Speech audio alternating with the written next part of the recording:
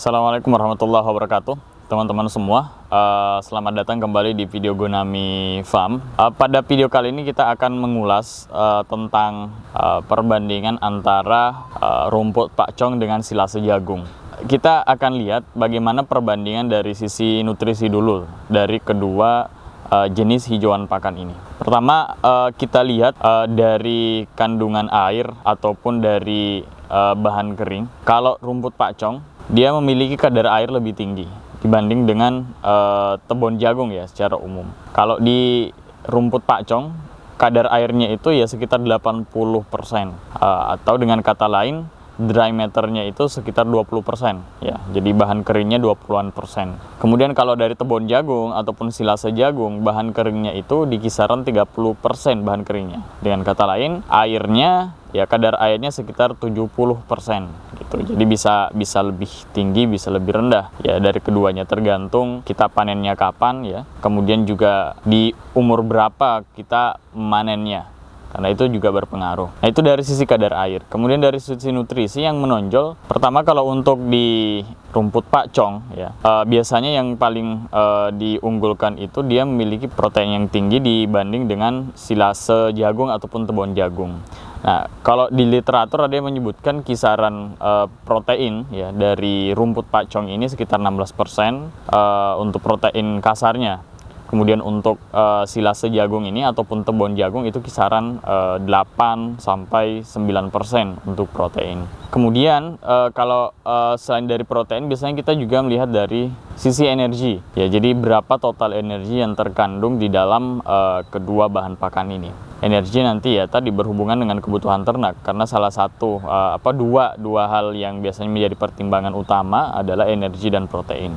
Nah, tadi kita sudah sebutkan proteinnya. Kemudian dari sisi energinya seperti apa? Nah, kalau dari energi yang paling unggul ini adalah dari tebon jagung ataupun silase jagung.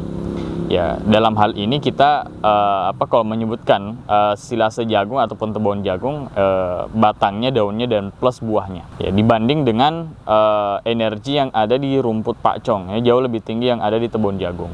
Karena dia kita ambil bersamaan dengan buahnya, jadi ada serat, ada batang, ada daun ya sebagai sumber serat, kemudian ada buah jagungnya sendiri sebagai sumber energi. Selain itu juga ada sumber vitamin dan mineral di situ. Nah, kalau di rumput pakcong sendiri ya sumber energinya hanya dari serat-serat kasar itu ya, ataupun karbohidrat struktural ya, hanya sumbernya di situ. Plusnya kalau di tebon jagung ada tambahan ya, di buahnya itu ada mineral, lebih kayak mineral dan juga vitamin di situ. Nah, ini yang menjadi keunggulan tebon jagung sendiri. Kemudian ketika kita berbicara kecernaan, ini sebenarnya kondisional ya, tetapi secara umum ya, kalau kita melihat apa yang telah kita lakukan di Gonami Farm, kemudian juga di kandang-kandang yang lain ya, selalu testimoninya untuk penggunaan silase jagung itu jauh lebih tinggi palatabilitasnya, kemudian juga feed intake-nya jauh lebih tinggi dibanding dengan rumput pakcong. Nah, misalnya kalau kita berikan per hari ya, sama-sama misalnya kita berikan 3 kilo per ekor, pakcong ini biasanya memiliki sisa ya yang lebih banyak dibanding dengan tebon jagung atau silase jagung. Ya, intinya jumlah intake ya dengan pemberian yang sama itu jauh lebih tinggi dari silase jagung dibanding dengan rumput pakcong.